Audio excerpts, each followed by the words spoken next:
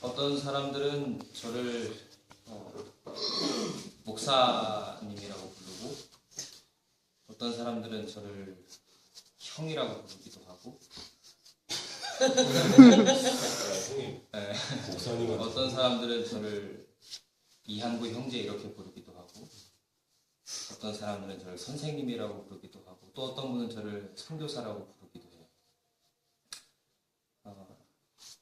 개인적으로 이렇게 불려진 호칭 중에 이제 한 3, 4년 동안은 이 목사라는 전도사님 혹은 목사님이라는 호칭이 되게 익숙했었는데, 캄보디아 오니까 어떤 사람들은 저를 이렇게 김동성 교수님 같은 경우는 제가 목사라는 친구가 부담됩니다. 그런 이유가 계속 목사님을 불러주세요. 이게 물론 참 감사한 일이죠. 근데 어떤 사람들은 제가 이렇게 목사라고 불리는 것에 대해서 별로 좋아하지 않더라고요. 네. 또 어떤 사람들은 단순히 그냥 하나님 직원, 아들아 직원이니까 편하게 대하기도 하고 그냥 제 이름만 그냥 부르는 사람들도 있어요. 힐튼. 그래서 꼬맹이가 제 이름을 그냥 뭐 님 이런 거 없이 그냥 힐튼 부를 때 아유 참 건방지네. 그래서 전에 김기곤 교수님이 미국에 사시려고 했었는데 꼬맹이가 자꾸 자기 이름을 기곤 이렇게 불러가지고 기분 나빠서 못 살겠어서 한국에 왔다고 우스갯소리로 하셨는데 그게 약간 이해가 되더라고요. 문제 없이. 근데 이제 그게 한국 사회라는 그런 사회가 만들어 놓은 그런 이제 규범과 그런 이제 우리의 인식 가운데서 짜여진 그런 거라고 생각을 해요. 그래서 이제 저를 선교사라고 부르는 분들에게 있어서는 어떤 면에서 제가 하는 일 가운데서 선교적인 일이 있기 때문에 저를 선교사로 이제 부르려고 하시겠죠, 그렇죠? 제 개인적으로는 전에도 말씀드렸지만 이 선교사로서의 부르심은 과연 어떤 것일까 하는 그런 의문과 물음이 늘 있어요. 그러나 이제 화이트 부인의 책을 통해서 보면 그리스도인 남녀노소들은 모두 다 하나님 나라의 선교사들이다 이런 문구가 있잖아요. 읽으신 적 있으시죠? 어느 책인지 잘 기억이 안 나지 않습니다. 그래서 그래 그렇다면 나도 물론 하는 일은 다르고 내가 전적으로 풀타임으로 선교사의 일을 하는 것은 아니지만 나도 이곳 아드라에서 아드라 직원들 가운데서 내가 선교사로서 그리고 또 후사 지역 안에서 내가 만나는 사람들에게 선교사로서 일을 하고 있다고 생각을 하자.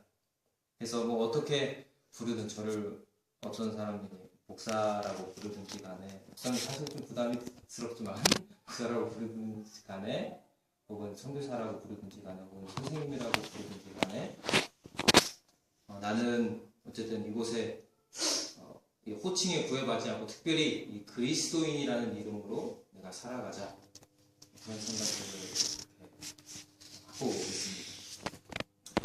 하루는 신학과 2학년 때 금식 기간이 있었어요. 한 일주일 동안 금식한 기간이 아직도 있는지 모르겠네. 있습니다. 네.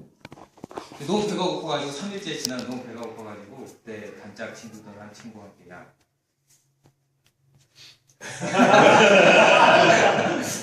이렇게 이건 흠흠하도 않은 그런 친구가 있었는데 친구가 이렇게 문을 휘와서 문을 열고 나갔어. 근데 우리 담임 목사님이시던 김기곤 교수님이 문 앞에 딱 밤에 문 앞에 떡 서 계시더라고요.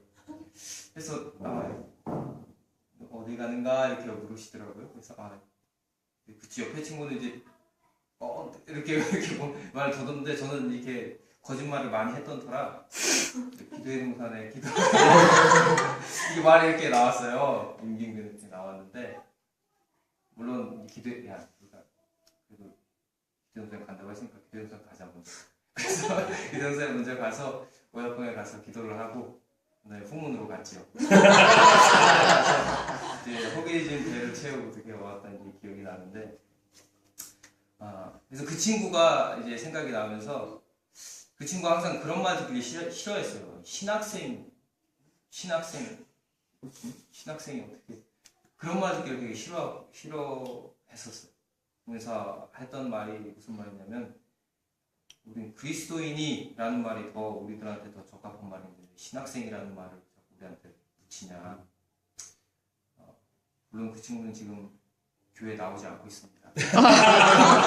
근데 아무튼 우리가 어떠한 모습으로 사람들을 섬기고 또 예수님을 위해서 일을 하든지 간에 선교사든 그것이 혹은 다른 어떤 일을 한다 하더라도 어떤 이름으로 하든지 간에 우리가 먼저 그리스도인이 되어야 되겠다라는 생각을 먼저 하는 것이죠.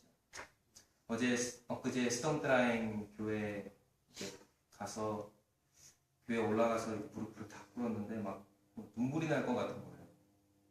안식일인데 이제 제 생각이 이렇게 막 나더라고.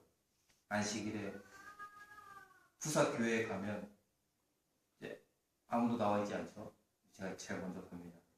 먼저 가서 기도를 하고 또 안식일 전날에 청소도 이렇게 해놓고 하는데 교회 가니까 스톰트라인 교회 가니까 먼지가 잔뜩 있는 그 장판, 먼지가 수북히 쌓인 그 교회의 모습을 보면서 참 하나님의 교회가 우리 진리 교회가 하나님의 교회가 너무나 이렇게 초라하다.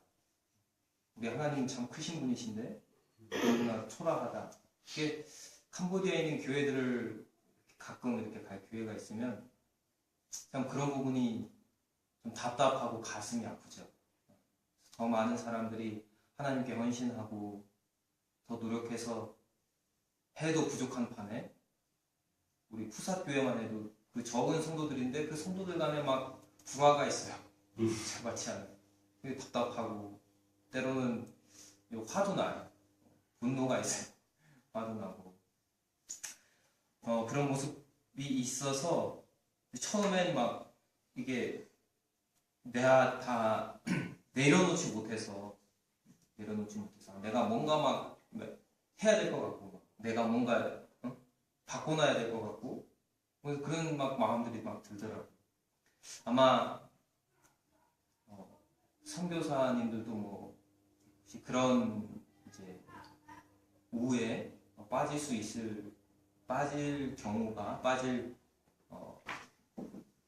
위험이 있지 않나 생각을 하게 됩니다.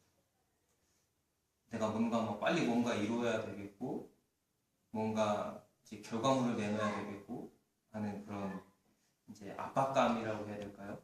그런 생각들이 좀 있을 텐데 시간이 좀 오래 걸렸어요. 저 같은 경우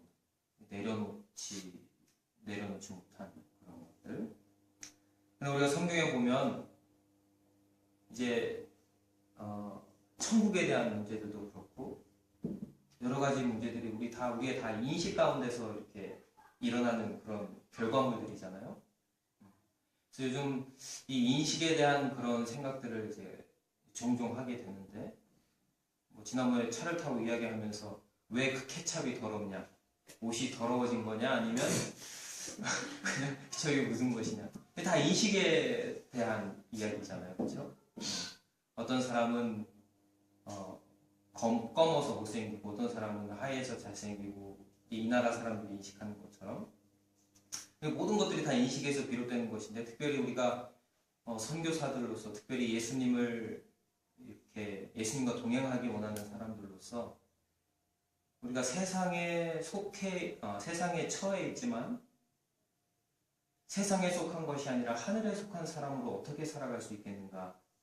어떻게 하나님의 임재를 계속해서 경험하고 내 마음에 이렇게 천국을 경험하면서 살 수 있겠는가? 그런 문제에 대해서 우리가 생각을 해야 되는 것이죠. 그러나 이게 우리의 마음 가운데 이제 여러 생각들이 떠오르고 여러 어떤 조바심들이 있고 뭐 그럴지라도 우리가 분명히 기억해야 될 것은 하나님은 우리와 다르시다는 것. 그래서 어떤 말씀을 이렇게 같이 나누면 좋을까 생각을 하다가 이사야 55장에 있는 말씀을 제가 좀 피게 됐습니다. 이사야 55장 8절과 9절에 있는 말씀인데요. 제가 읽어드리겠습니다. 이는 내 생각이 너희의 생각과 다르며 내 길은 너희의 길과 다름이니라. 여호와의 말씀입니다. 이는 하늘이 땅보다 높음 같이 내 길은 너희의 길보다 높으며 내 생각은 너희의 생각보다 높음이니라. 성경에는 이런 종류의 인신론에 관한 말씀들이 굉장히 많이 있는 것 같아요. 하루가 천년 같고 천년이 하루 같은 이 한 가지를 잊지 말라. 우리는 1년, 2년, 3, 4년 이렇게 언어를 해도 이렇게 막 답답하고 이게 되지 않고 하니까 막 조바심이 있죠. 그러나 하나님께는 분명히 기다려야 될 때가 있고, 우리가 여행을 하면서 우리 예담이 예령이한테는 차를 고치는 시간이 굉장히 길었을 거예요. 왜 이렇게 안 돼? 그러나 그것을 이해하고 있는 사람은, 그 과정을 이해하고 있는 우리 어른들은 저게 다 되면 가는구나, 기다릴 수 있어요. 그러나 하나님께 우리의 생각과 또 하나님의 생각은 또 그것과는 또 다른 천지 차이잖아요. 그렇죠? 때론 우리가 어떤 결정을 해야 될지 모르겠고 어떤 선택을 해야 될지 모르겠는 그런 상황에 빠져 있어서 고민도 많이 해야 되고 시간이 많이 걸리는 것 같고 왜 이렇게 쉽지 않을까라는 생각도 많이 하게 되지만, 그러나 그 가운데 하나님의 뜻은 분명히 이루어진다고 하는 그 분명한 사실 하나를 우리가 꼭 기억해야 되겠습니다. 다니엘서에 말씀하신 것처럼 비록 더딜지라도 지체되지 않고 하나님의 뜻은 응할 것이기 때문에 우리가 보기에는 정말 긴 시간 같고 뭔가 내 뜻대로 쉽게 되지 않은 것 같다 할지라도 그 긴 시간 가운데 길게 느끼는 시간이 또 하나님께는 우리가 분명히 기다려야 될 시간이라고 하는 것이죠. 그래서 모두가 어떤 조바심과 또 내 나름의 생각과 어떤 것에 명확한 뜻이 있어서 내가 그것을 이루려고 달려가기보다는 하나님의 뜻을 기다리고 또 하나님께서 인도하신 대로 우리가 가기를 원하는 그런 마음이 있다면 하나님께서 우리의 길을 분명히 인도해 주실 것이라는 그런 믿음을 우리 모두가 가졌으면 좋겠습니다. 아멘. 저도 그런 고민이 있어요. 아드라에서 계속 일을 해야 될 것인가, 아니면 풀타임 선교사로서 일을 해야 될 것인가, 아니면 한국에 돌아가서 가족들과 함께, 이제 어머니 아버지도 늙으셨는데 부모님 옆에서 어떻게 해야 될지 그런 고민들이 있죠. 그러나 우리가 어떠한 상황, 어떠한 선택을 하든지 어떠한 상황 가운데 있든지 시대의 소망에 보면 하나님께서 우리를 위해서 수천 가지 길을 예비하셨다고. 우리의 선택이 어떠하든지 간에 그 모든 것들을 하나님 안에 맡기면 하나님께서 우리의 길을, 인생길을 지도해 주시라는 그런 믿음이 우리 모두에게 있게 되기를 바라고 또 있는 것입니다. 그래서 다시 한번 말씀을 읽어드리면서 하나님의 생각과 우리의 생각이 다르고 하나님의 길이 우리의 생각하는 길과 다를 수 있고, 왜냐하면 하늘이 땅보다 높음 같이 하나님의 생각이 우리의 생각보다 높기 때문에 우리가 하나님의 인도하시는 손길을 천천히 따라가다 보면 하나님께서 우리를 위해 준비하신 길을 우리가 걷고 있을 거라 그렇게 확신을 합니다. 모두가 이 길을 계속해서 믿음으로 걸어갈 수 있었으면 좋겠습니다.